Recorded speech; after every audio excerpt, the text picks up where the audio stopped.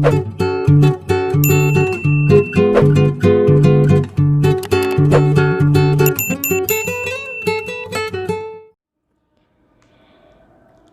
sudah kalian simakkah video tentang kebahasaan dalam teks eksplanasi yang pertama?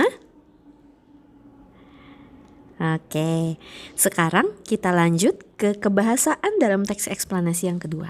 Tadi kan sudah membahas tentang fungsi kata yang ya dalam kalimat. Lalu sekarang kira-kira kebahasaan apa lagi nih? Nah, kita saksikan, kita dengar, kita simak, dan jangan lupa untuk mencatat segala informasi penting yang kalian dapatkan dari video ini. Nah, kata ganti dalam teks eksplanasi fenomena sosial.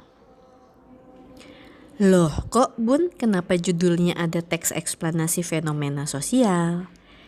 Nah, begini anak-anak. Kata ganti itu biasanya muncul dalam sebuah cerita, dalam sebuah narasi ataupun teks berita. Banyaknya di jenis teks tersebut. Kalau dalam teks eksplanasi fenomena alam, proses terjadinya alam misalnya gitu ya, atau proses terjadinya gempa bumi, atau misalnya longsor gitu ya. Nah, biasanya tidak menggunakan kata ganti. Tapi lain hal dalam teks eksplanasi fenomena sosial. Ya. Contohnya kayak gimana sih teks eksplanasi fenomena sosial? Nih, Bunda kasih lihat. Perhatikan kutipan teks berikut. Nah, ada nih kutipan teksnya. Coba dibaca dulu ya. Perhatikan dengan baik. Ya, ada tidak kira-kira kata ganti dalam teks eksplanasi ini? Dan oh, ini ya. Nah, teks eksplanasi fenomena sosial. Kutipan teks ini merupakan teks eksplanasi di bidang pendidikan. Kan bidang pendidikan atau dunia pendidikan pun termasuk di ranah sosial. Ya. Sehingga kutipan teks ini ya merupakan teks eksplanasi fenomena sosial. Dalam hal ini yang dibahas atau yang dijelaskannya adalah mengenai kurikulum 2013. Gitu. Jadi teks ini masuk ke dalam kategori fenomena sosial. Yang selanjutnya adalah memuat kata ganti katanya. Nah, coba ingat-ingat lagi nih, mulai digali lagi ingatan kalian tentang kata ganti. Kata ganti itu yang seperti apa ya? Kata ganti itu yang bagaimana ya? Ada tidak ya dalam kutipan teks ini? Nah, lalu jika ada, manakah kata dalam kutipan teks tersebut yang merupakan kata ganti? Tapi sebelum itu, Bunda bantu kalian untuk mengingat kembali ya. Kata ganti itu yang bagaimana sih Bun? Kata ganti itu seperti apa dan ada apa saja? Nah, ini dia. Kata ganti ini terbagi menjadi 3. Ada orang pertama, orang kedua, dan orang ketiga. Lalu terbagi lagi. Setiap kata ganti ini terbagi lagi menjadi 2. Ada kata ganti tunggal, ada juga jamak. Nah, lalu orang pertama tunggal itu yang seperti apa? Yang sering kita pakai, aku, saya. Ya. Aku, saya. Itu termasuk ke dalam kata ganti orang pertama tunggal. Lalu yang jamaknya bagaimana? Kita, kami, ini termasuk ke dalam orang pertama jamak. Lalu orang kedua yang bagaimana Bun? Orang kedua ini biasanya adalah digunakan di dalam artikel sebuah majalah biasanya. di mana penulis ini seakan-akan mengajak si pembaca ini berbicara atau mengajak pembaca ini untuk menyelami isi tulisannya.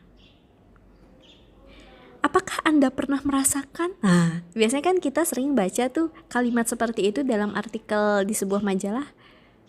Nah, itu merupakan kata ganti orang kedua tunggal. Ada Anda dan ada kamu. Mohon diperhatikan juga cara penulisan kata Anda di awal atau di tengah ataupun di akhir teks itu selalu diawali huruf kapital. A-nya ini selalu menggunakan huruf kapital. Lalu orang kedua yang jamaknya apa? Kalian. Jadi orang kedua itu seakan-akan kita sebagai pembicara berbicara ke orang. Nah, itu dia. Itu orang kedua. Dan bagaimana dengan orang ketiga? Orang ketiga ini ya seakan-akan kita sebagai pembicara ini menceritakan tentang orang lain. Nah, itulah orang lain itu disebut orang ketiga gitu. Ya.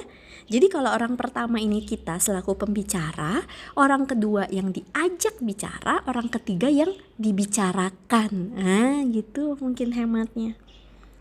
Orang ketiga tunggal itu ada apa saja? Ada ia, ada dia, ada beliau, dan juga nama orang. Misalnya namanya Asri, Indah, Permata, Sari misalnya gitu. Itu termasuk ke dalam orang ketiga tunggal. Lalu yang jamaknya bagaimana? Mereka. Kata mereka merupakan orang ketiga jamak. Nah, sudah mulai ingat kembali ya contoh dari kata ganti dan terbagi menjadi apa saja? Sekarang berarti kita coba kembali lagi nih ke kutipan teks yang tadi. Tadi kan pertanyaannya belum terjawab. Mana kata ganti dalam kutipan teks ini? Nah, coba kira-kira yang mana? Nah, jelas sekali tertulis di awal. Musliar Kasim selaku Wakil Menteri Pendidikan dan Kebudayaan. Musliar Kasim di sini adalah kata ganti. Kata ganti jenis apa? Orang ketiga tunggal. Selain Musliar Kasim, ada lagi tidak?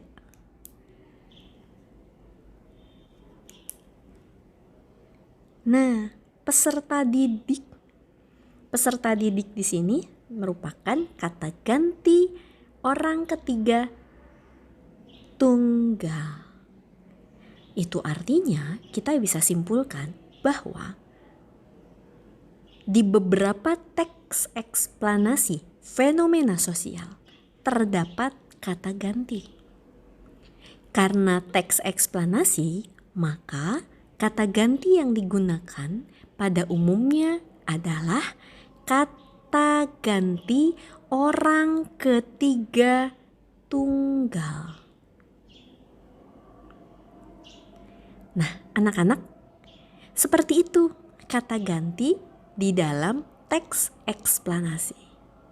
Bunda berharap setelah kalian menyaksikan video ini, kalian lebih menggali lagi, ya, mencari contoh-contoh lain untuk meyakinkan diri kalian tentang kata ganti dan juga kata yang di dalam kalimat, khususnya di dalam teks eksplanasi.